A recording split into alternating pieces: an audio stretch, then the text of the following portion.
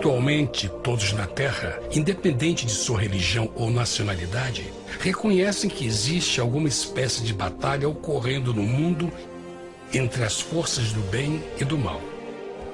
Uma luta colossal entre a luz e as trevas, a verdade e o erro, a opressão e a liberdade, o bom e o mal, e finalmente, a vida e a morte.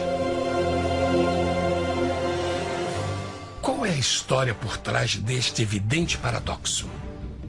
Muitas religiões, assim como a Bíblia, ensinam que além deste véu tridimensional do mundo físico que vemos, existe outro mundo espiritual que não podemos ver. Nesta realidade invisível ao nosso redor, se desencadeia uma batalha titânica entre o herói supremo e justo contra o vilão mais cruel e maligno. A grande pergunta é: quem são esses personagens e como e onde começou esta crise cósmica? Este é o maior mistério de todas as épocas e a história mais fascinante e verdadeira que jamais tem sido contada. Esta crise envolve cada pessoa sobre a Terra. Sim, cada pessoa.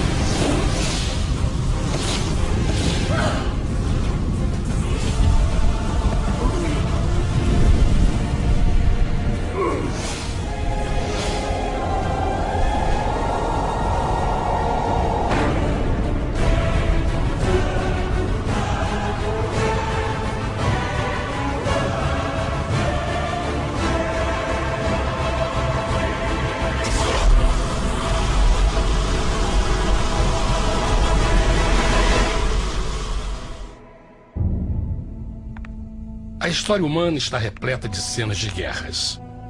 E todas as pessoas já experimentaram conflitos. Mas para entender a origem do mal, devemos viajar ao passado para a Primeira Guerra do Universo. Porque esta guerra não aconteceu na Terra. Antes que o nosso mundo existisse, houve uma guerra no céu. Mesmo as palavras guerra no céu soam como uma contradição. É quase inimaginável para nós que pudesse haver batalhas e conflitos entre as criações de Deus no paraíso. O que pode ter causado este conflito celestial? Graças a um livro antigo chamado Bíblia, temos detalhes suficientes para poder juntar as peças e desatar os nós. Mesmo que trágica, é uma extraordinária e bela história de amor que vai desde o princípio dos tempos até tocar pessoalmente a você, a mim e a cada indivíduo na Terra. Nossa história começa há muito tempo atrás na capital do universo. Em um lugar chamado Céu, que estava repleto de seres angelicais que amavam fazer a vontade de Deus.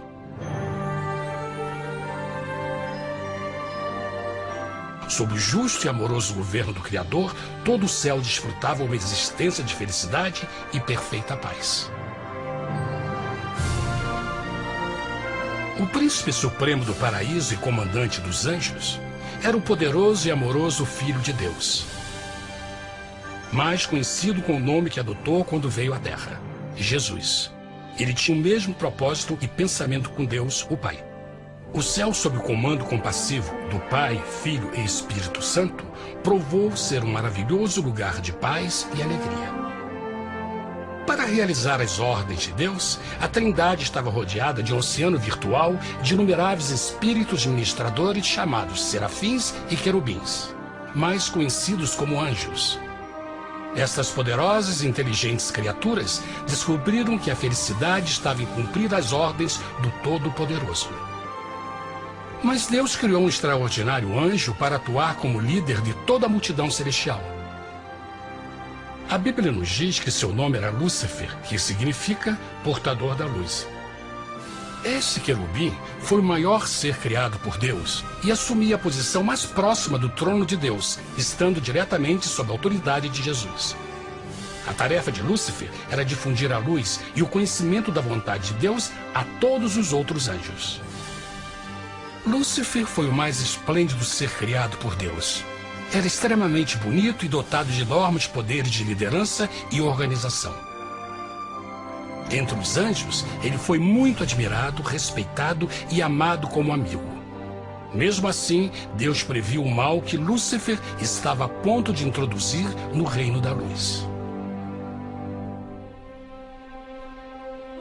Cheio de sabedoria e formosura, de todas as pedras preciosas te cobrias. Tu eras o querubim, ungido para cobrir, e te estabeleci. No monte santo de Deus estavas. No meio das pedras afogueadas andavas.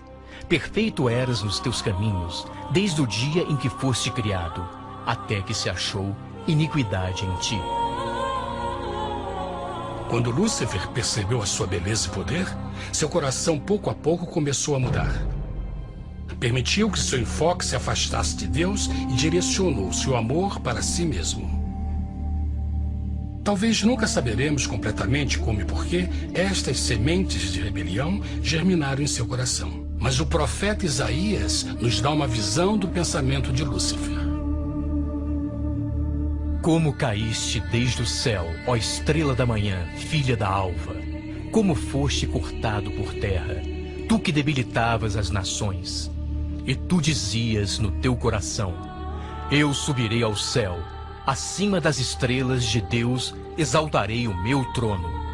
Subirei sobre as alturas das nuvens e serei semelhante ao Altíssimo. Lúcifer, aos poucos, começou a cobiçar o poder de Deus, mas não sua personalidade. Ao pensar em suas próprias habilidades e belezas extraordinárias, os perversos tentáculos do orgulho e vaidade congelaram sua mente. Este ressentimento e inveja fizeram com que ele violasse a lei sagrada de Deus e se rebelasse contra seu governo. Precisamos fazer uma pausa e esclarecer algo. Desde o princípio, Deus ordenou que as leis da física governassem o mundo material em que vivemos. Sem essas leis naturais, o universo seria um caos. Do mesmo modo, as leis morais de Deus sempre têm dado segurança e estabilidade ao cosmos. Alguns pensam que os 10 mandamentos não existiram, até que o Senhor os entregou a Moisés no Monte Sinai. Mas as Escrituras nos ensinam que os princípios das leis de Deus sempre existiram por toda a eternidade, pois são a base fundamental de seu reino de amor. Seguros todos os seus mandamentos, permanecem firmes para todo sempre e são feitos em verdade e retidão. Os 10 mandamentos são um resumo das características de um Deus de amor. Os primeiros 4 mandamentos descrevem quem é Deus, seu poder, seu território e autoridade. Os últimos 6 descrevem como é Deus, sua honestidade, sua pureza, sua fé. Todas estas coisas sempre foram verdade e sempre serão verdade. Agora, pela primeira vez na história da eternidade, Lúcifer começou a violar estes princípios perfeitos. Lúcifer sabia que se fosse compartilhar o poder e status de Deus, necessitaria de apoio. E deu início ao trabalho. Começou sorrateiramente a circular entre os outros anjos, plantando sementes de dúvida e descontentamento a respeito da liderança de Deus, ao mesmo tempo em que, sutilmente, revelava suas próprias virtudes. Ele insinuou que Deus abusava de seu poder divino e suas leis restringiam a verdadeira liberdade e felicidade de suas criaturas. Com seu raciocínio audaz e poder de influência, Lúcifer pôde persuadir a um grande número de anjos a se unirem para seu motim. Talvez se perguntem, como tantos anjos inteligentes puderam seguir esse desertor? Bom, lembrem que até esse ponto nenhum anjo tinha escutado uma mentira. E nesse primeiro estágio da rebelião, os anjos não perceberam a obsessão de Lúcifer em assumir a posição de Deus. Não sabiam que finalmente ele planejaria a tortura e o assassinato do Filho de Deus na cruz com a intenção de ocupar o seu trono. Estranhamente, Lúcifer pensou que poderia ocultar seus verdadeiros propósitos de Deus. Ai dos que querem esconder profundamente o seu propósito do Senhor e fazem as suas obras às escuras e dizem: quem nos vê e quem nos conhece? Não pense nem por um momento que a rebelião de Lúcifer surpreendeu Deus e o pegou desprevenido. O Senhor sabe de todas as coisas e os pensamentos de suas criaturas. Ele entendia exatamente o que estava se passando pela mente de Lúcifer. E piedosamente Deus advertiu o desgarrado anjo do perigo. Mas no final, o orgulho e a vaidade não permitiram que Lúcifer se arrependesse. Então, iniciou a rebelião total contra Deus em vez da humilde obediência. Alguns podem perguntar: isso significa que Deus criou um anjo defeituoso? Não, mas ele criou Lúcifer com livre-arbítrio. Verão que o livre-arbítrio é uma coisa maravilhosa, mas também muito perigosa, incluindo o risco de uma rebelião e a possibilidade de que o amor de Deus seja rejeitado.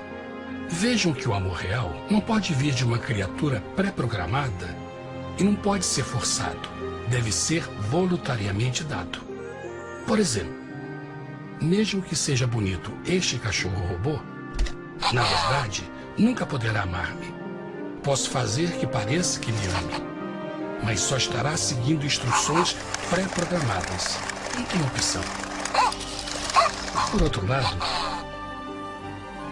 este pequenino está realmente feliz em ver-me.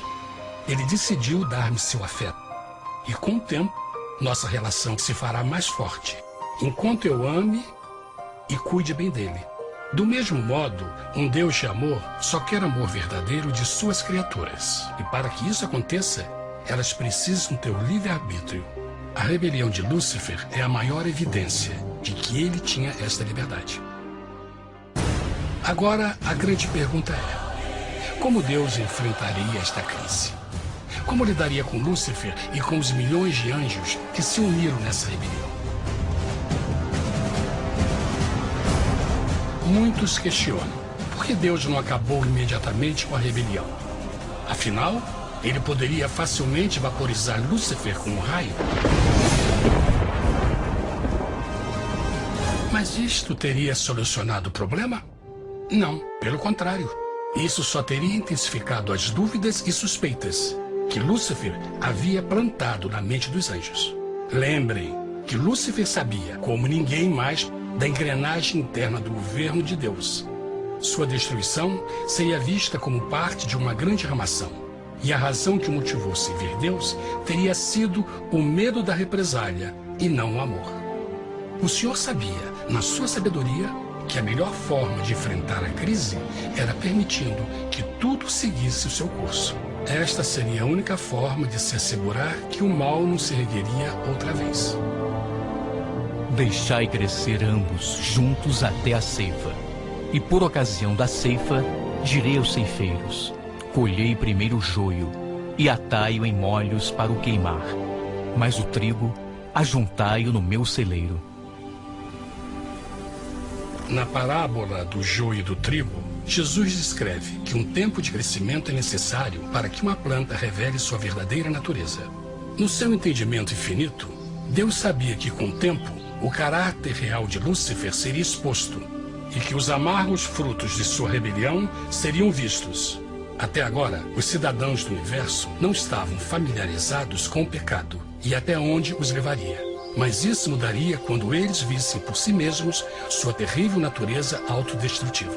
Afinal, a sabedoria e o amor do governo de Deus seria para sempre confirmado e o universo estaria seguro. Quando Lúcifer e seus seguidores revelaram abertamente sua rebelião, o Senhor soube que não haveria paz se permitisse que eles ficassem no céu. Deveriam pôr um limite, entrar em ação e enfrentar os rebeldes. Mas Lúcifer e seus seguidores nunca sairiam por vontade própria ou pacificamente. O passo seguinte foi a guerra. E houve batalha no céu. Miguel e os seus anjos batalhavam contra o dragão. E batalhavam o dragão e os seus anjos. Mas não prevaleceram, nem mais o seu lugar se achou nos céus. E foi precipitado o grande dragão, a antiga serpente, chamada o Diabo e Satanás, que engana todo mundo. Ele foi precipitado na terra, e os seus anjos foram lançados com ele. A Bíblia não revela exatamente que tipo de armas foram usadas durante este conflito cósmico. Mas esta guerra foi como nenhuma guerra que os olhos mortais já viram. Apocalipse 12:4 nos diz que finalmente Lúcifer e 1/3 dos anjos de Deus foram expulsos do paraíso.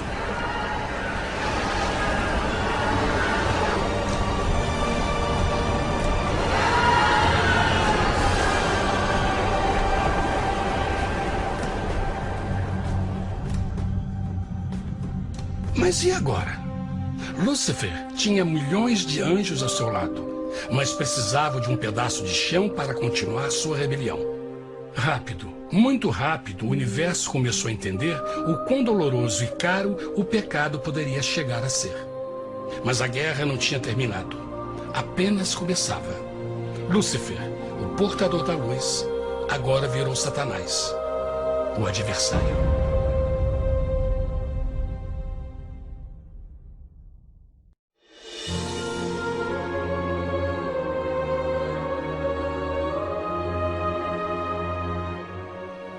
Depois da guerra no céu, Satanás e seus anjos caídos foram expulsos da corte de glória. Por um tempo, o diabo e seus demônios vagaram pelo universo buscando inutilmente mundos que se compadeceram e se uniram à sua rebelião. Enquanto isto, o coração de Deus sentia intensamente o vazio que deixou a perda de Lúcifer e seus anjos. Então o Pai, o Filho e o Espírito Santo retomaram o seu trabalho favorito, o maravilhoso trabalho da criação. Decidiram fazer um mundo novo, pleno, com muita variedade e diversas criaturas de amor. Este novo mundo seria único, porque as criaturas principais seriam feitas à imagem de Deus. Para eles, o Senhor também daria o domínio deste planeta novo, que conhecemos como Terra.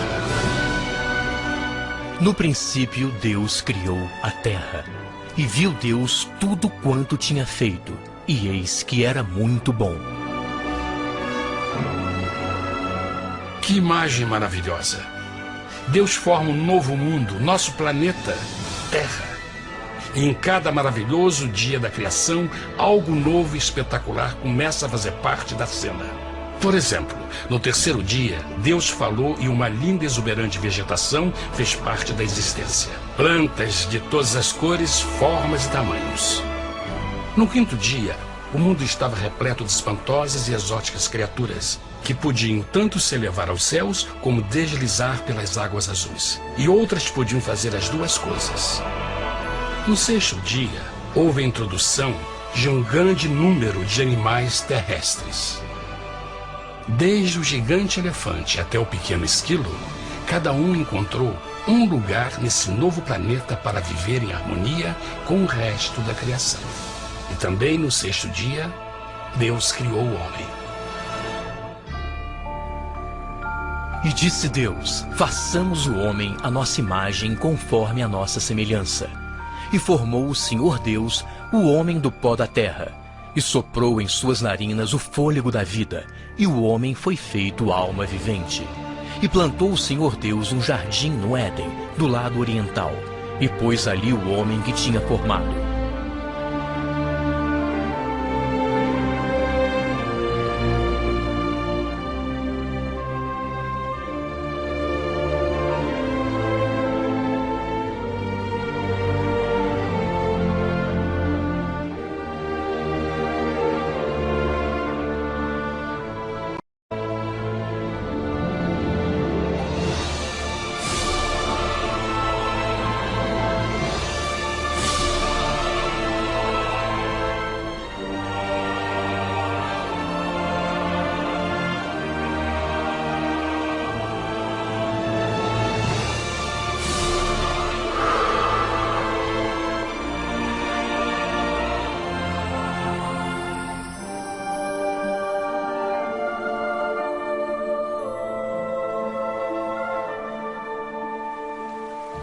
Mas que grande honra ser criado à semelhança de Deus, ser um indivíduo com liberdade de pensamento. No princípio, o homem não percebia a sua nudez. Provavelmente porque antes do pecado ele estava vestido de glória e luz.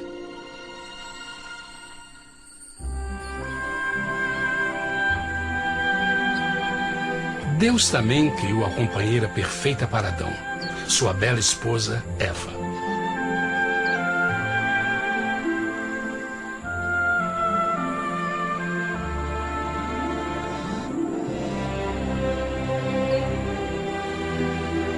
O feliz casal foi colocado em um magnífico jardim perfeitamente projetado para aumentar sua felicidade. Para Adão e Eva e as outras criaturas da terra, também foi dado o privilégio divino de procriar a sua própria imagem. A intenção de Deus foi que a raça humana tivesse domínio sobre este paraíso perfeito para sempre. Eternamente felizes e saudáveis, trabalhariam com a flora do jardim de Deus, enquanto desfrutariam o afeto e companhia de todas as criaturas sob seus cuidados. O ambiente que nossos primeiros antepassados experimentaram foi muito diferente do mundo de hoje. As rosas não tinham espinhos, os insetos não mordiam nem picavam, e os leões e as ovelhas brincavam juntos.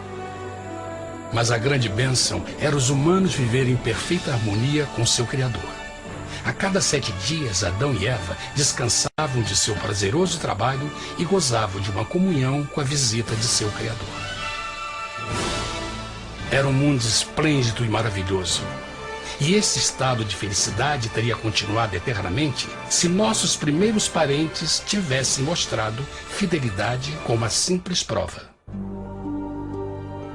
Mas da árvore do conhecimento do bem e do mal, dela não comerás, porque no dia em que dela comeres, certamente morrerás.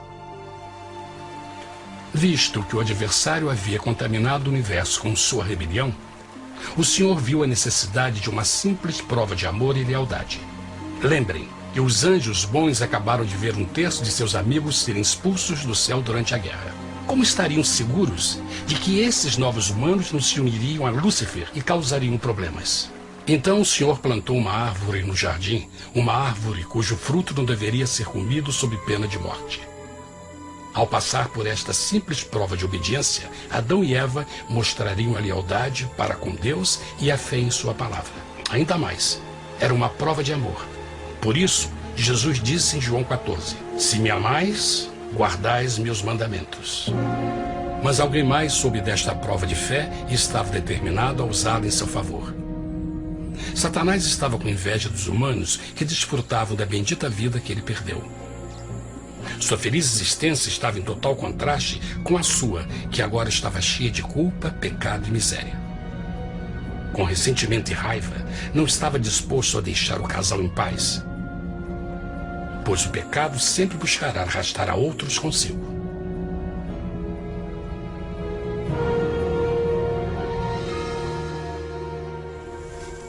Então um dia, quando Eva estava concentrada em seu agradável trabalho, se viu sozinha e muito perto da árvore proibida.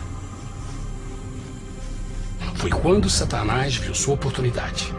Através de uma serpente hipnotizante, o anjo caído chamou Eva até a árvore e a envolveu em uma conversação.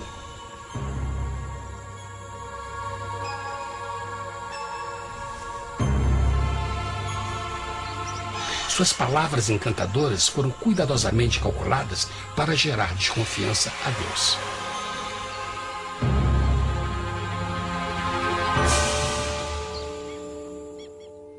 A serpente replicou à mulher, de modo algum morrereis. Deus sabe que no dia em que dele comerdes, vossos olhos se abrirão e sereis como Deus, conhecedores do bem e do mal. A mulher notou que a árvore era boa para comer, pois era atraente aos olhos e desejável para alcançar sabedoria. Colheu o seu fruto e comeu. Deu também ao seu marido, que comeu assim como ela. Tragicamente, quando Eva escutou a suave e sedutora voz do tentador, começou a ter certas dúvidas da palavra de Deus. A serpente enganou-o com a promessa de grande poder e sabedoria. Isso chamou sua atenção. Além disso, aparentemente um fruto deu à serpente a habilidade de falar. Que outros poderes poderia dar a ela? E mesmo tendo acabado de conhecer a serpente, ela confiou em sua palavra acima da de Deus, quem a criou, e lhe deu um paraíso para viver. Então Eva comeu o fruto proibido e convenceu seu esposo a fazer o mesmo. Adão poderia ter escolhido ser fiel a Deus, mas colocou seu amor pela esposa acima do seu amor por Deus. Quando os nossos primeiros parentes mostraram lealdade ao inimigo, o domínio da terra foi tomado por Satanás. Não sabeis que, vos oferecendo a alguém para lhe obedecer, vos tornais escravos daquele a quem obedeceis? Ninguém pode servir a dois senhores. Este mundo agora seria o último campo de batalha entre o bem e o mal, e o coração de cada homem e mulher seria o prêmio. Adão e Eva não se deram conta desse tempo, mas seu momento de desconfiança e desafio abriria as comportas do sofrimento de milhões de pessoas durante milhares de anos.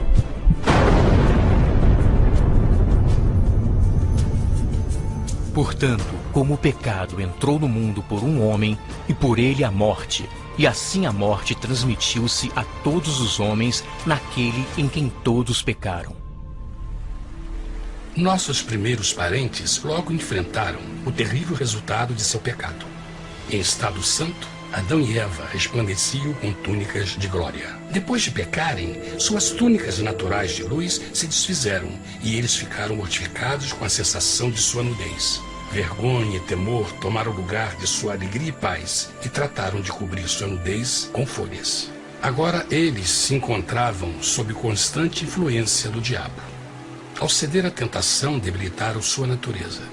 E Satanás ganhou poder sobre a humanidade. As pessoas não podiam resistir às tentações do diabo com sua própria força. Por último, e o mais aterrador, se encontravam vivendo sob a pena de morte iminente. Deus havia advertido que a desobediência traria a morte. Já tinha experimentado a morte espiritual. Quanto tempo passaria para sofrerem a morte física também? Nesse ponto, seu futuro não tinha nada mais que escuridão e desespero. Tendo expulsado o homem, colocou diante do jardim do Éden os querubins com o cintilar da espada flamejante, para guardar o caminho da árvore da vida. Como o pecado provocou a expulsão dos anjos caídos de seu lar celestial, agora pela desobediência, Adão e Eva foram tirados de seu jardim, seu lar no paraíso. Tudo à sua volta estava mudando rapidamente, e a humanidade se encontrou suscetível às dores, doenças e finalmente à morte. Até os animais e plantas estavam infectados pela terrível maldição. Os espinhos e cardos agora pareciam árvores e flores, e os animais que antes eram gentis começaram a se matar e a devorar uns aos outros. O pior resultado foi que o pecado separou a humanidade de Deus. Mas vossas iniquidades cavaram um abismo entre vós e vosso Deus. São vossos pecados que ocultaram de vós sua face, para não vos escutar. Na criação, foram dados a Adão e Eva a honra de falar com os anjos, e até com o Filho de Deus cara a cara. Mas Deus é tão puro e santo que nenhum mal pode existir na sua presença. Agora que os primeiros humanos tinham pecado, Deus afastou sua santa presença deles para a sua própria proteção. O pecado tinha queimado uma parte da alma do homem que já não podia ver a dimensão espiritual. Deste momento em diante, a comunicação com o céu seria limitada. Mesmo com todas estas maldições caindo sobre Adão e Eva, o coração do Senhor se encheu de compaixão. A lei que haviam violado não poderia ser alterada para salvá-los, pois é tão sagrada e imutável como Deus mesmo. O Senhor sabia que havia só uma maneira na qual o homem podia se redimir. Então um plano foi revelado, nascido do fundo do coração de Deus. Um plano para salvar o homem de seu encontro com a morte eterna e restaurar tudo que estava perdido com o pecado. Seria de grande intensidade, alcance e poder, mas seria um plano que também implicaria num enorme sacrifício. O amor de Deus para conosco se manifestou por ter enviado ao mundo seu Filho unigênito, a fim de vivermos por ele. Nisto consiste o amor, não em termos nos amado a Deus, mas em ele nos ter amado e enviado seu Filho para se sacrificar por nossos pecados. As Escrituras claramente ensinam em Romanos 6:23, o custo do pecado é a morte. A lei violada demandava a vida do pecador e só tinha um em todo o universo qualificado como substituto da humanidade. O Criador só podia pagar a dívida de suas criaturas tomando seu lugar. Então Jesus Cristo, o Filho de Deus, concordou em deixar a pureza, glória e segurança do céu. Ele viria para morrer em nome do homem em seu malvado e renegado planeta. Ele nasceria como um inocente e indefeso bebê, suportaria uma vida de dor e vergonha e mesmo assim viveria uma perfeita e vitoriosa vida. Finalmente, ele teria uma morte humilhante para poder ser o substituto da humanidade caída. Por seu sacrifício, a humanidade incrivelmente receberia uma nova oportunidade de ter a vida eterna. Seu sangue seria o resgate para um mundo raptado por Satanás. Este maravilhoso plano de redenção foi graficamente ilustrado no sistema de sacrifício de animais ordenado por Deus depois da queda do homem. O Senhor tinha avisado Adão e Eva que iriam morrer no dia em que comessem do fruto proibido. E como que permaneceram vivos? A Bíblia nos diz que imediatamente depois do pecado, Deus providenciou roupas na forma de peles de animais. É bom notar que o Apocalipse se refere a Jesus Cristo como a ovelha que foi morta desde o princípio do mundo. Isso indica que uma ovelha foi sacrificada no mesmo dia para prevenir suas mortes imediatas. Pela fé, neste sacrifício, suas mortes foram simbolicamente transferidas deles para a criatura inocente. A ovelha certamente era a representação de Jesus. Assim, um raio de esperança foi dado em uma situação de escuridão e desespero. Através do arrependimento e a fé no sangue do Messias, qualquer humano poderia uma vez mais ser filho de Deus. Mas mesmo com este grande plano para a humanidade, Satanás ainda tinha o domínio da terra. E a vida na terra não estava fácil. No mundo haveis de ter aflição, mas coragem, pois eu venci o mundo. Naturalmente, muitos se perguntam, como um Deus amoroso e poderoso permite dores e sofrimentos no nosso mundo atual? Mas está claro desde o Gênesis que Deus nunca quis que nós tivéssemos o conhecimento da dor dessa vida. Quando o mundo saiu das mãos de Deus, a terra era um maravilhoso paraíso. Foi o pecado de Adão e Eva que deu a Satanás o direito de assumir o controle deste planeta. Devido à sua trágica eleição, o diabo e seus súditos ganharam o poder de tentar e atormentar os humanos, introduzindo a doença, a dor e o sofrimento. Talvez fosse melhor perguntar: por que Satanás não tem o controle total da humanidade? A resposta é Jesus Cristo. Talvez já perceberam que a morte de Jesus na cruz deu a cada um de nós a oportunidade de sermos salvos, mas na verdade fez muito mais do que isso. Quando o Salvador ofereceu sua vida para redimir a terra, esse ato poria restrições ao controle de Satanás sobre a humanidade. Satanás não poderia forçar nossa vontade e seu poder de nos ferir seria limitado. O sacrifício de Cristo também nos trouxe um tempo de prova, durante o qual poderíamos ver a diferença entre o governo de Deus e o de Satanás, e então decidir a quem servir. Finalmente, pelo sacrifício que fez Jesus, o reino de Satanás chegará ao seu final, e um dia a terra será devolvida ao homem mais maravilhosa do que era no princípio. Mesmo Adão e Eva tendo começado suas vidas como exilados do paraíso, ainda tinham esperança. Deus providenciou peles de animais sacrificados para se cobrirem. Mas o mais importante, ele prometeu o sangue do Cordeiro de Deus para pagar por seu pecado, se aceitassem Cristo e se arrependessem. Uma grande pergunta permanece: as pessoas aceitaria o grande presente de Deus?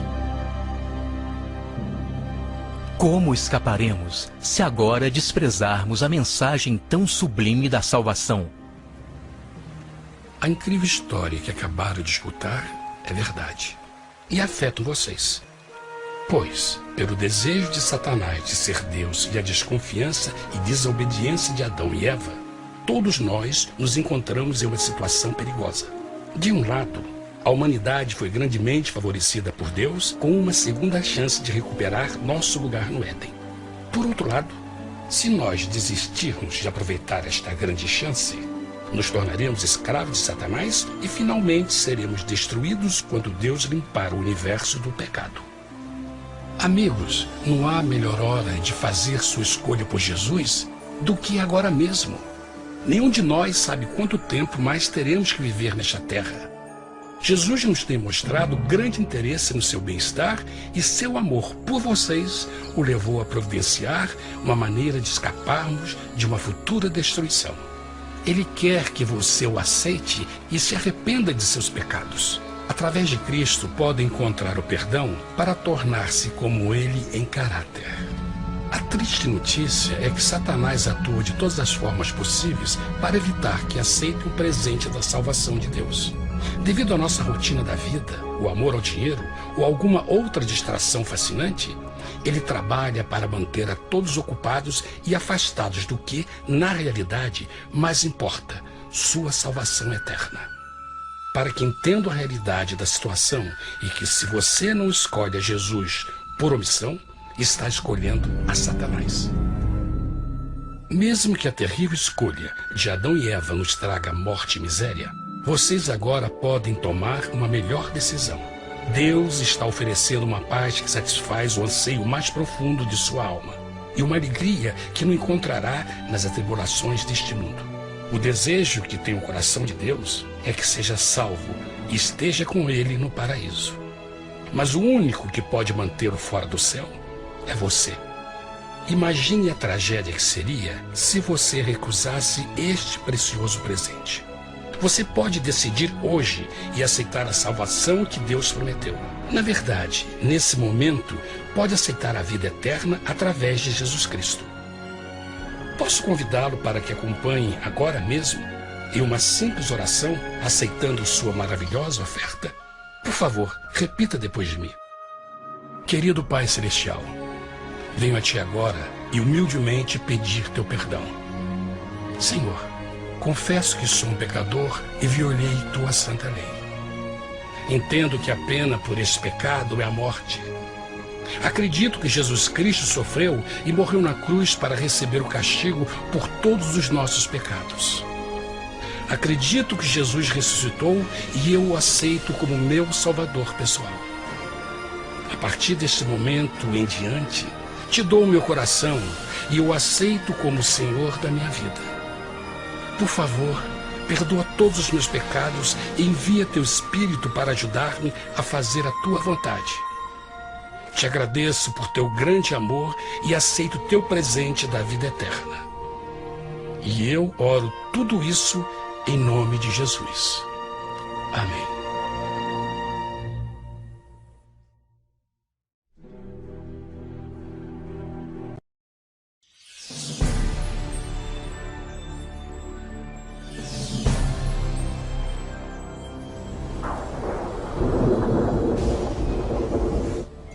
Últimas notícias que temos do dia. Rios e córregos inundando inúmeras cidades. Milhares sem energia elétrica após terrível furacão. 3 tufões acabaram de tocar o solo ao sul da cidade. E agora? O que é isso? Eu acho que é um terremoto. Eu nunca vi tais condições climáticas antes. Busquem abrigo imediatamente.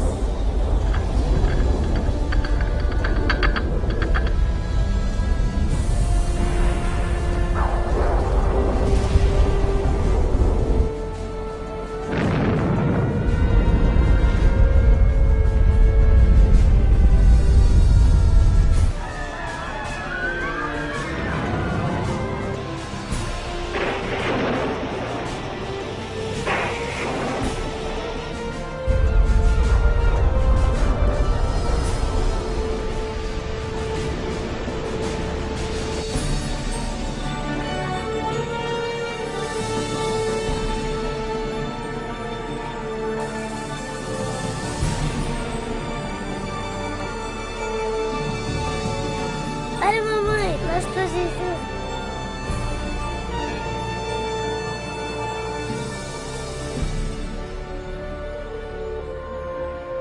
Os livros proféticos da Bíblia, conhecidos por muito tempo como mistério. Textos históricos, números antigos, imagens simbólicas. Todos os eventos apocalípticos descritos por vir em breve. É realmente possível compreender o seu significado? O que é a marca da besta? Será, como dizem, um microchip de computador implantado sob a pele, ou será algo mais insinuoso? O que dizer sobre o anticristo? Este sinistro inimigo de Deus já se manifestou? Ou ainda espera nas sombras? Será um ataque terrorista que levará a Terra à tribulação final? Testemunharemos os horrores do Armagedon e as 7 últimas pragas? O que necessitamos saber para evitar ser deixados para trás quando o Senhor voltar? Reconheceremos os últimos dias e saberemos o que nos espera? O que você está pronto a experimentar revelará o que a Bíblia realmente diz sobre o final dos tempos. Junte-se a mim para juntos descobrirmos os incríveis fatos por trás dos eventos finais da profecia bíblica.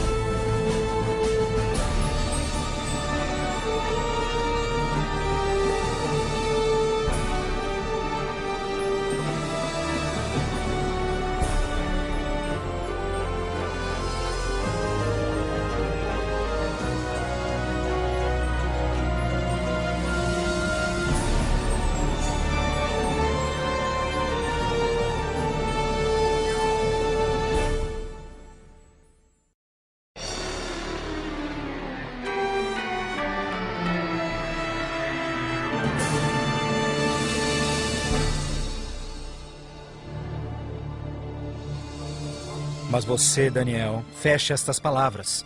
Cele o livro até o tempo do fim. Muitos correrão dele e para ele, e a ciência se multiplicará. O fim do mundo realmente ocorrerá? Se for, quando? Esta é uma das mais importantes e misteriosas perguntas de todos os tempos. O profeta bíblico Daniel predisse claramente que ao final da história do mundo, nós veríamos um aumento dramático no conhecimento. Já aconteceu? Considere, por exemplo, como os meios de transporte mudaram dramaticamente em épocas recentes. Por 60 séculos, o meio mais rápido de transporte foi viajar a cavalo. Agora, viagens que demoravam meses são realizadas em minutos. Em uma geração, a revolução dos computadores trouxe mudanças tão radicais que nossos antepassados jamais imaginariam. Mas numa interpretação mais exata deste verso, é que o conhecimento a respeito dos livros proféticos aumentaria. E como predito, foi isso que aconteceu.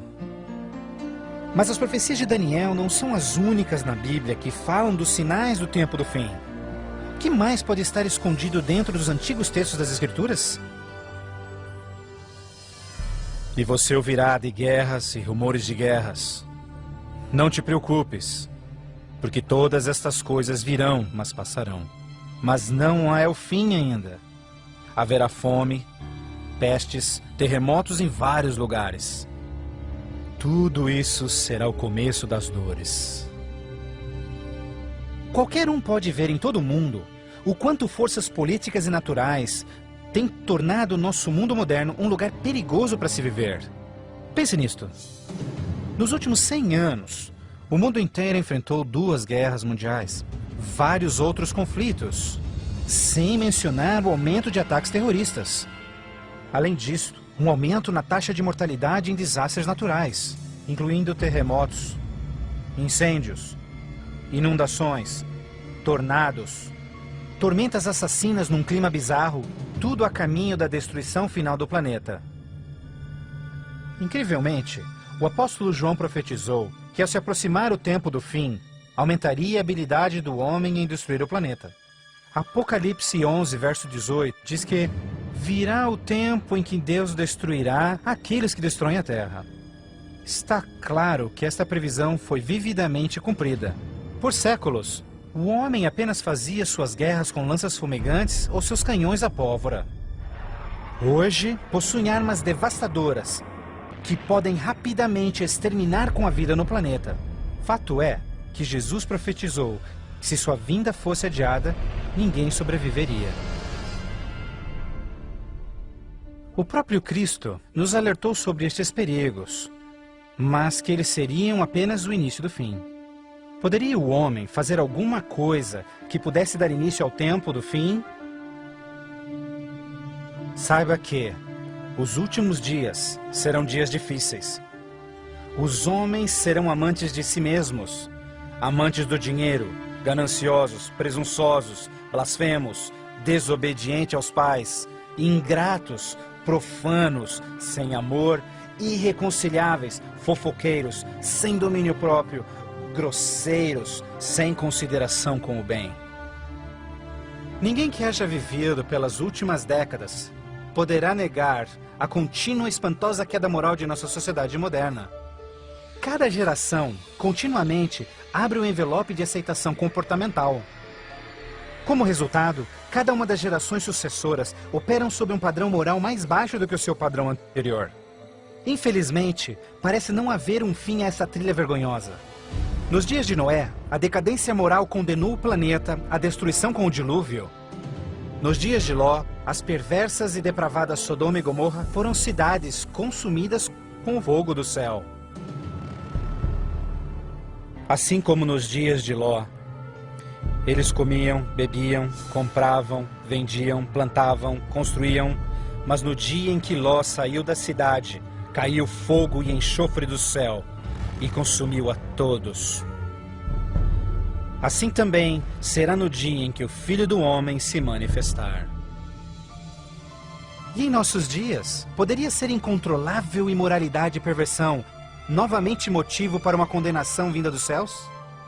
Junto à imoralidade em nossa sociedade decaída, a Bíblia nos alerta que nos últimos dias haveria um dramático crescimento no espiritualismo e no ocultismo. Agora o Espírito diz terminantemente que nos últimos dias alguns abandonariam a fé, dando ouvidos a espíritos enganadores e doutrinas de demônios. A prática de comunicar-se com os mortos, extensamente proibida pelas Escrituras, tem amplamente sido aceitas inclusive em igrejas modernas. Programas de televisão e filmes apresentando os temas do arrebatamento e do ocultismo tornaram um assunto extremamente popular, especialmente entre os mais jovens. Apesar de todo este espiritualismo e incontrolável imoralidade, a Bíblia ensina que onde o pecado está em abundância, a graça está em superabundância. Portanto, uma grande notícia para os últimos dias, antes da volta de Jesus, foi a promessa de que as boas novas seriam anunciadas por todo o mundo. Então este evangelho do reino será pregado em todo o mundo em testemunha a todas as nações, então virá o fim. A então aparentemente insuperável missão de comunicar o evangelho aos 4 cantos da terra é uma rápida realidade. Com missionários, livros, fitas, transmissões via satélite e internet, o evangelho tem se espalhado rapidamente pelo mundo.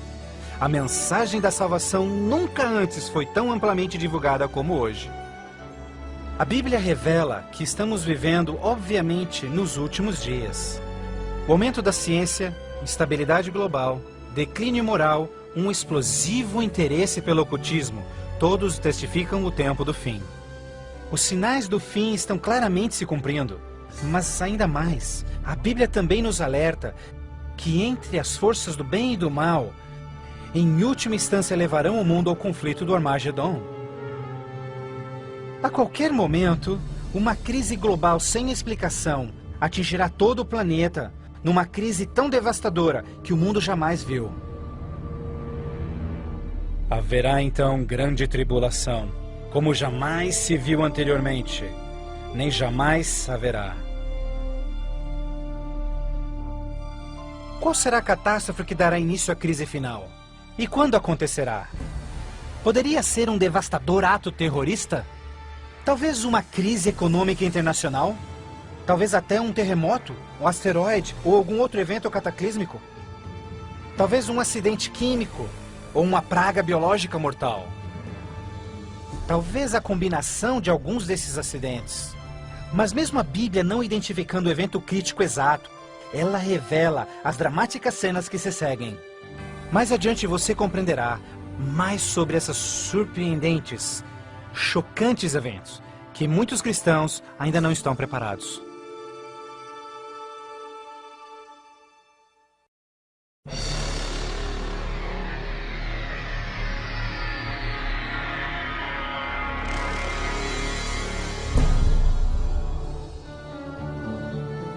Ao iniciar-se a Grande Tribulação, líderes mundiais lutam em lidar com o aumento das calamidades. Enquanto isso, verdadeiros cristãos dedicados a Deus experimentam o maravilhoso poder do Espírito Santo. Após essas coisas, eu vi outro anjo que vinha do céu, e a terra estava iluminada por sua glória. Este grande poder que iluminava o povo de Deus é o próprio Santo Espírito. Em santa confidência, eles testificam de Deus, intervindo pelas igrejas e também chamando os perdidos para Cristo. Eles permanecem firmes na palavra do Senhor e exortam todos ao arrependimento e obedecerem os mandamentos de Deus. Numa atmosfera de reavivamento, agita-se a terra.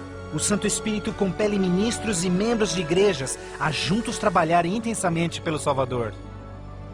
Ao se manifestar o trabalho do Santo Espírito, realizações de ocultismo também se intensificarão. Demônios caídos aparecerão a muitos, disfarçados de queridos seus que já morreram, ou personagens bíblicos do passado. Eles falam de paz e esperança, porém apresentam doutrinas contendo erros perigosos e sutis. Sobre estes a Bíblia nos alerta, porque estes são espíritos do mal, realizando milagres. Como você pode imaginar, estas manifestações supernaturais influenciarão muitos e são poucos os que estão preparados a se opor. A esta altura, famílias e igrejas tornaram-se ineficazes no combate a esta crescente onda de fraqueza global. Em meio a este tumultuado ambiente político e social, as pessoas desesperadamente procuram um caminho para combater esta onda universal de imoralidade. Líderes políticos e religiosos apelam por seus constituintes, pedindo por medidas legais a restauração dos princípios de Deus e a paz na terra. Como resultado desta pressão enganosa, os governantes aprovam leis que conflitam diretamente com as leis de Deus. Mas esta não é a primeira vez que isso acontece na história. Certamente você se recorda da familiar história de Daniel capítulo 3. Quando o rei de Babilônia, Nabucodonosor, ordenou a todos no seu reino que se curvassem e adorassem aquela enorme estátua de ouro que ele construíra. Entretanto, 3 jovens hebreus sabiam que essa ordem estava diretamente em contradição com o segundo mandamento sobre idolatria. Determinados em serem fiéis a Deus, recusaram adorar a estátua. O rei ordena furioso que sejam lançados na fornalha ardente, mas Deus miraculosamente interveio e salvou suas vidas. Depois, a história de Daniel na cova dos leões. Você se recorda do rei da Pérsia, criando uma lei que proibia todos de adorarem qualquer deus, senão ele, por 30 dias? Mas Daniel sabia que obedecer esta lei seria uma violação do primeiro mandamento de Deus. Destemidamente, Daniel segue sua vida, orando diariamente a Deus, mesmo colocando sua vida em risco. Os inimigos de Daniel rapidamente denunciaram ao rei, que relutantemente teve que fazer cumprir-se a lei, lançando-o na cova dos leões. Mas novamente, Deus intervém com seu poder e miraculosamente poupa a vida de Daniel.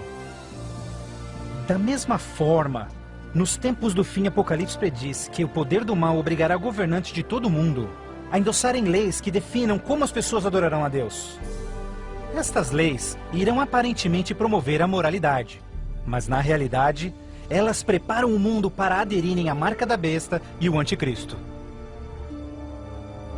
Porque falsos cristos e falsos profetas surgirão e farão milagres e sinais maravilhosos para enganar, se possível até os salvos.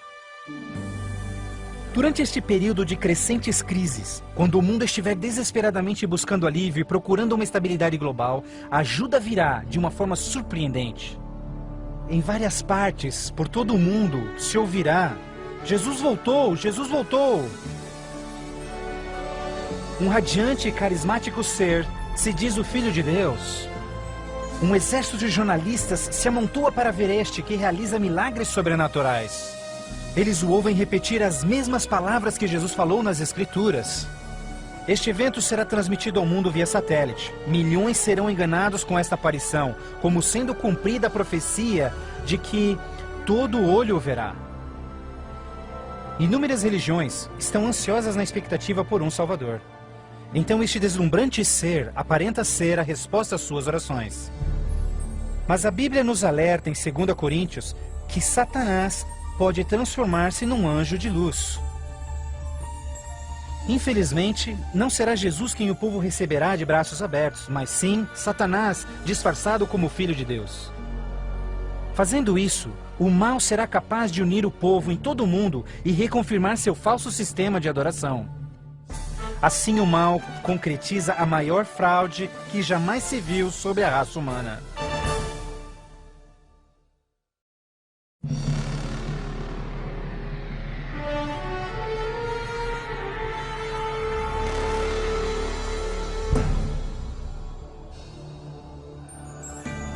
A fraude satânica prova ser uma poderosa e motivadora força para o mundo. Muitos dos líderes espirituais aceitam este grande impostor, bem como o falso sistema de adoração que ele propõe.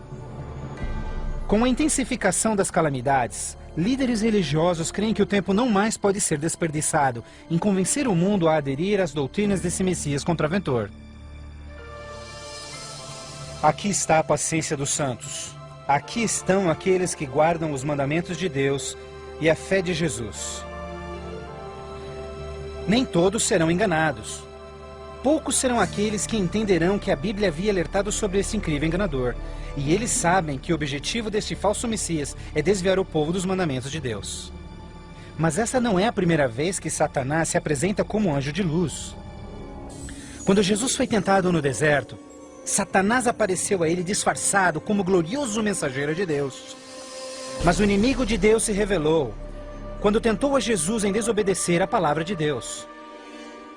Portanto, mais uma vez, usando a mesma tática, o mal tenta enganar o mundo a desobedecer a lei de Deus.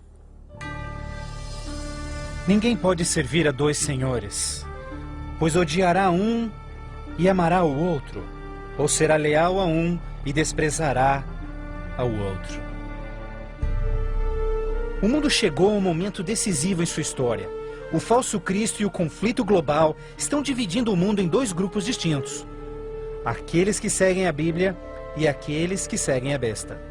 Ansiedade enche o coração do povo, e religião é o tópico supremo de todas as mentes. Entrevistas no rádio e TV, bem como nas cortes em debates, os verdadeiros seguidores de Deus serão levados diante os líderes mundiais. Ali apresentarão poderosas e eloquentes razões bíblicas para sua oposição, onde o falso sistema de adoração foi apresentado ao mundo.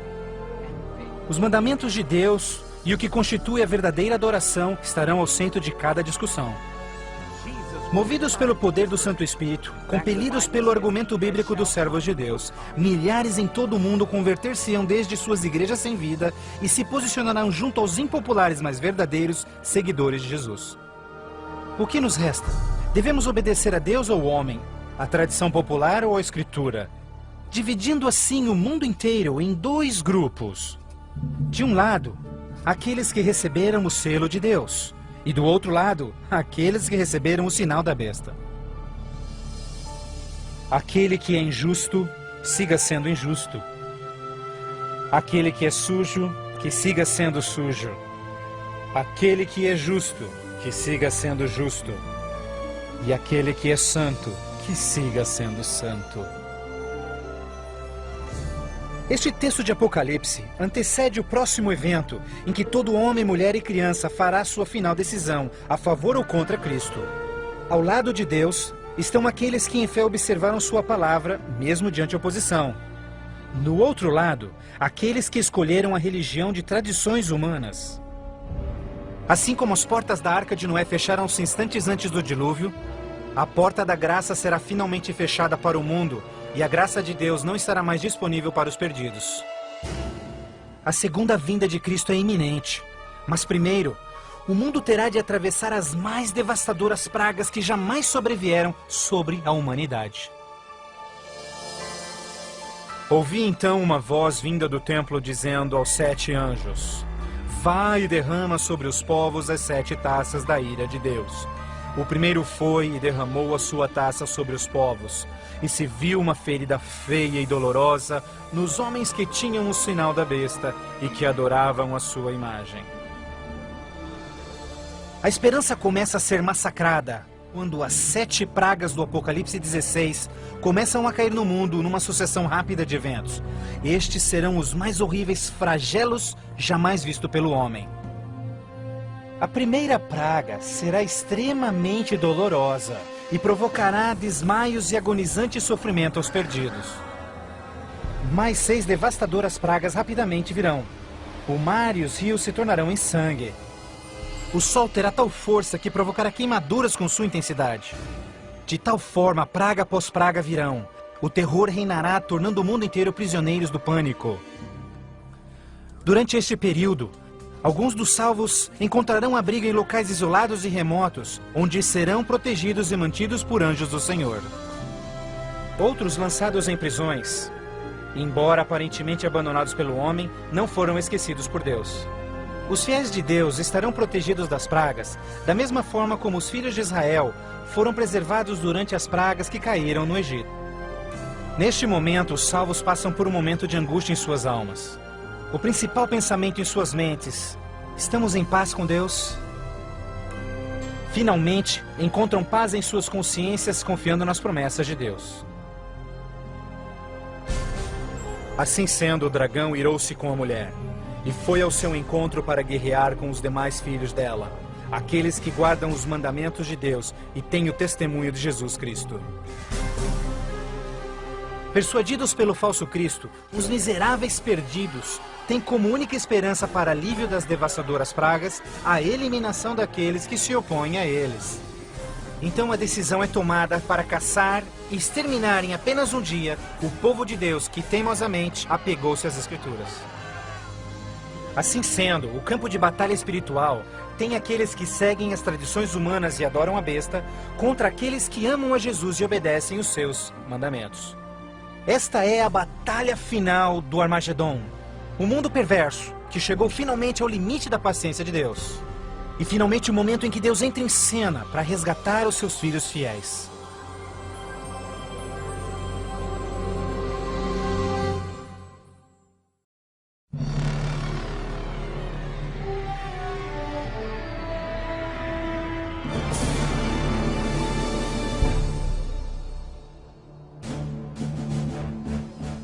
À meia-noite, o clamor foi ouvido. Aí vem o noivo. Na mais escura hora, a mais esperada esperança de todas as eras torna-se realidade. O comando da voz do próprio Deus é ouvido. Está cumprido! Aquela voz de trovão chacoalha os céus. Um imenso terremoto anuncia a aproximação do poderoso exército dos céus. Os filhos de Deus, há pouco sem cor e cansados, agora envoltos por um arco-íris, resplandecem diante de seus opressores. Suas faces brilham ao contemplarem seu Redentor e o vasto exército de anjos que vieram para levá-los para casa. Atentem, porque ele está vindo nas nuvens do céu, e todo olho verá, inclusive os que lhe transpassaram, e todos os povos da terra chorarão por sua causa. Como você já sabe, este não será um momento de êxtase secreto. Todas as pessoas do planeta testemunharão este maravilhoso evento. E muitos estarão aterrorizados. Os ímpios fugirão desesperadamente para rochas e cavernas, tentando em vão esconder-se do santo rei que se aproxima. E como Jesus prometeu, os homens maus responsáveis por seu julgamento e crucifixão serão ressuscitados para presenciarem seu retorno nas nuvens do céu.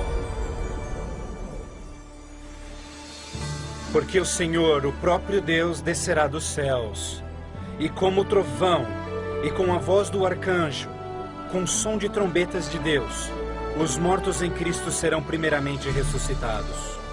um grandioso som de trombetas é ouvido pelos céus, e a poderosa voz de Deus chamará os santos que dormem no Senhor desde todas as épocas, dizendo: Despertem, despertem, despertem vós que no pó da terra dormem, levantem-se.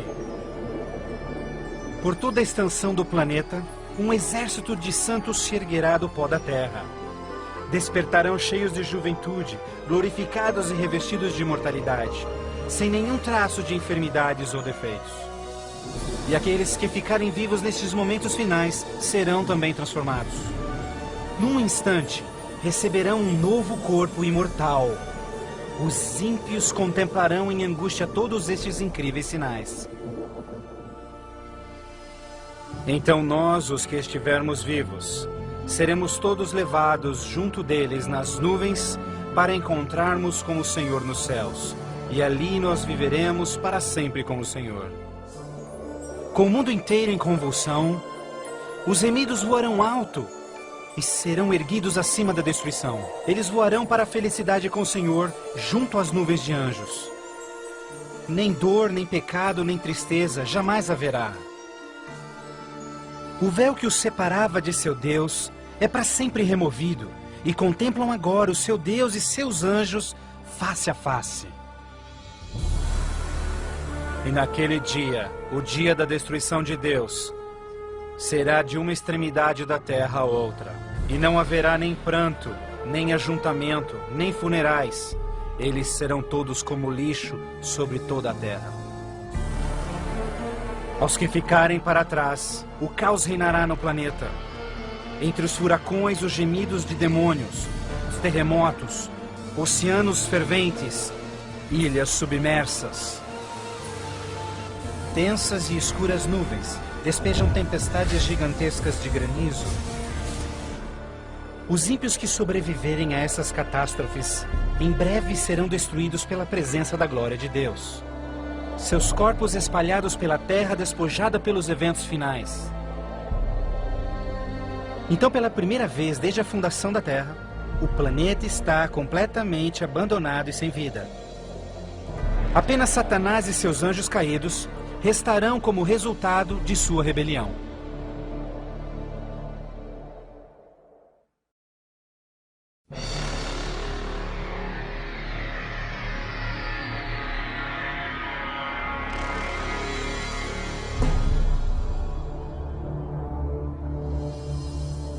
Então vi um anjo que descia dos céus, que tinha consigo as chaves do abismo e uma grande corrente em suas mãos. Ele acorrentou ali Satanás por 1000 anos. Confinados no mundo que ele arruinou, Satanás e seus anjos ali estarão por 1000 anos. Prisioneiros na escuridão, num planeta vazio e abandonado, só com seus demônios, Satanás apenas poderá esperar e ponderar no dia de sua punição. Por toda parte ele contempla cidades destruídas, florestas queimadas e ossos secos, tudo resultado de sua guerra com os céus. Confinado num vasto abismo, solitário, sem ninguém para tentar ou manipular, ele se torna absolutamente miserável. Então vi tronos, e eles se sentavam neles, e o julgamento era comissionado a eles, e eles viveram e reinaram com Cristo por 1000 anos. Enquanto Satanás pensa em seu destino, os remidos desfrutam sem palavras as alegrias dos céus. Cada um deles conhece então o seu anjo da guarda, que responde a cada uma de suas perguntas sobre as suas vidas. Então Deus, num ato de revelação absoluta, os convida a participarem como juízes, abrindo diante de si os registros dos que se perderam. Os remidos neste momento têm a oportunidade de entenderem por que algumas pessoas que esperavam ver ali não completarem a jornada. Os pensamentos dos ímpios são agora vividamente expostos e o véu é removido, revelando as batalhas espirituais que se levantaram por salvar-se-lhes as almas. Inclusive as ações e motivos dos anjos caídos se farão nítidas. O aberto e transparente caráter de Deus neste assunto é extraordinário. Como o apóstolo Paulo descreve em 1 Coríntios 6, verso 2, os salvos participarão no julgamento dos ímpios. antes que um único pecador receba sua punição final, seus registros serão cuidadosamente revisados por seus conterrâneos, os quais entendem e sabem das lutas na vida na terra. Todas as palavras e atos dos ímpios serão pesados ante a palavra de Deus. A justiça de sua sentença é confirmada e o grau de sua punição determinado. Finalmente, ao final dos 1000 anos, Jesus e os remidos preparam-se para o seu retorno à terra. O tempo é chegado para Satanás, seus anjos e os perdidos, quando enfrentarão as últimas consequências por seus atos. Em breve, os mansos herdarão a terra. Mas primeiro, Deus executará a fase final de seu julgamento e extinguirá o pecado do universo.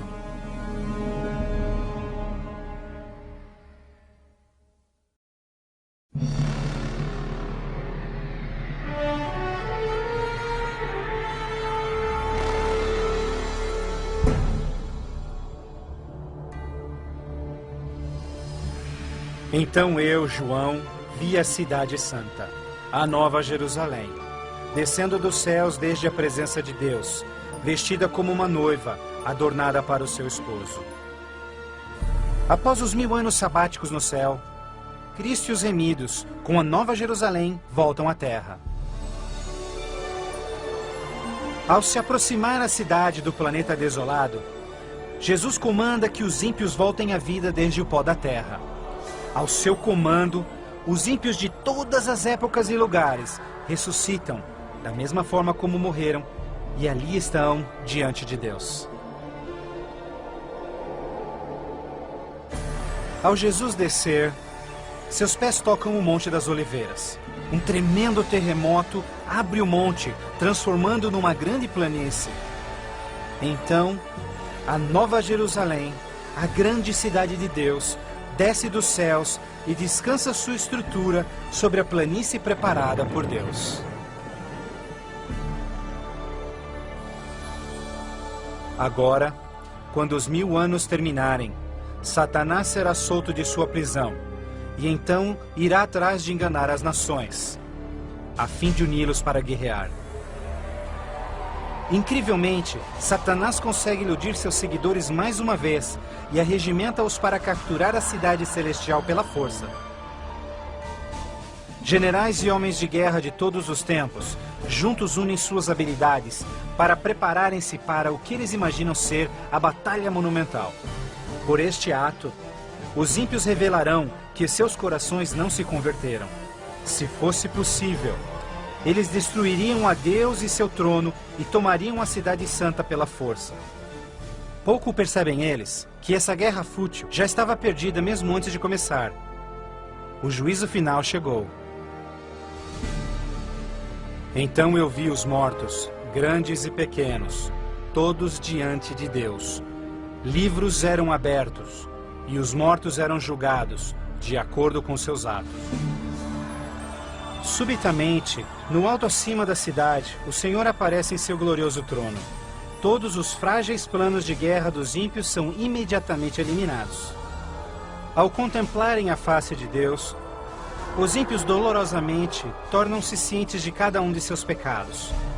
Lembram-se de cada momento em que silenciaram suas consciências, cada vez em que negaram os chamados do Santo Espírito.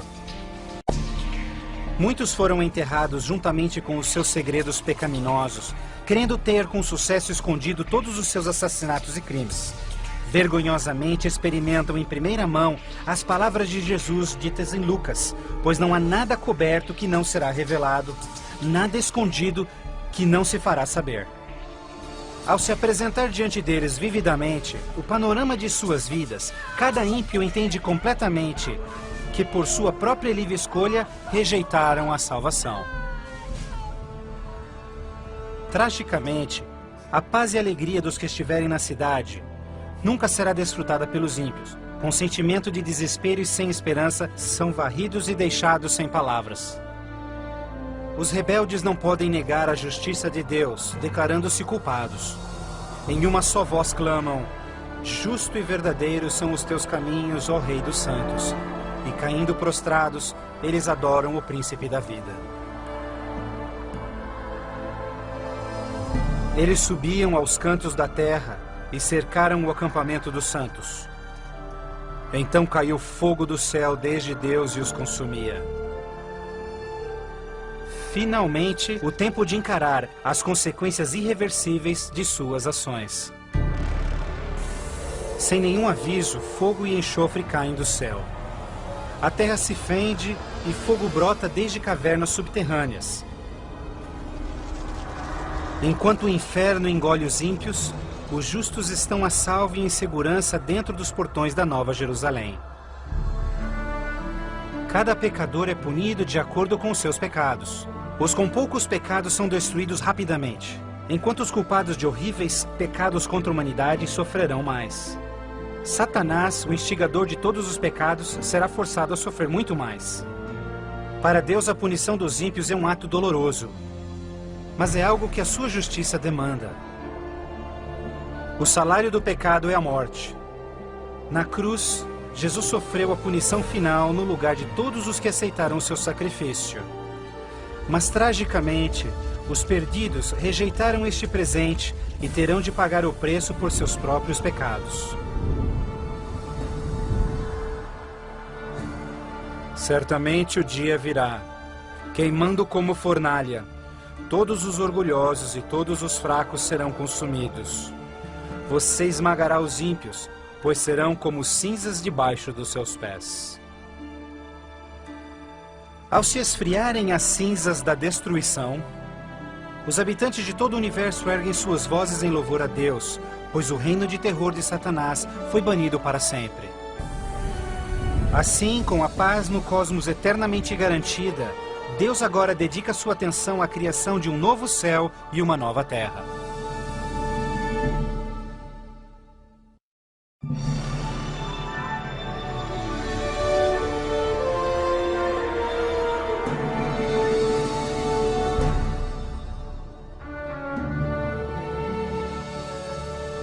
Vejo então um novo céu e nova terra, pois o primeiro céu e a primeira terra já passaram. Após a purificação da terra com fogo, o Senhor retoma seu miraculoso e maravilhoso ato de recriação. E pelo poder de sua palavra, a terra é restaurada à forma de seu lindo Éden. Ao seu comando, um lindo e verdejante carpete de grama cobre o planeta. Outro comando, terra e água voltam à vida.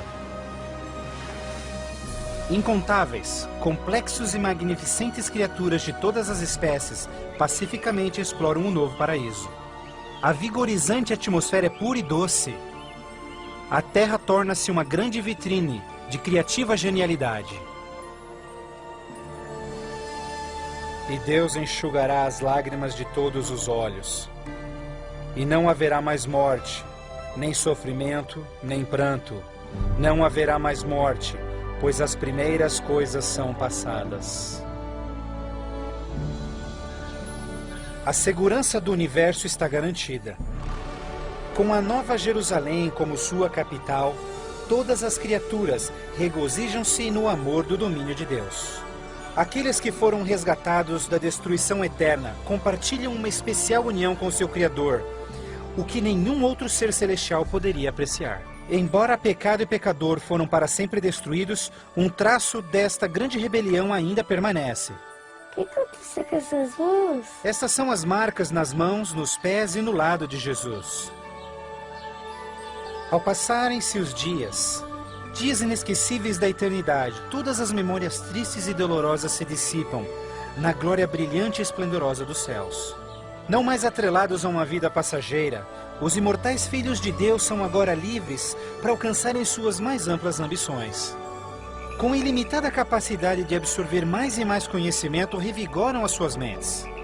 Sem barreiras, seus limites não mais os prendem à terra. Os remidos são agora livres para explorarem as maravilhosas obras de Deus em todo o universo.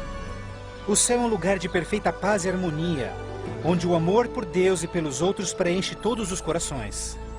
A Bíblia promete que este reino pode ser seu eterno lar.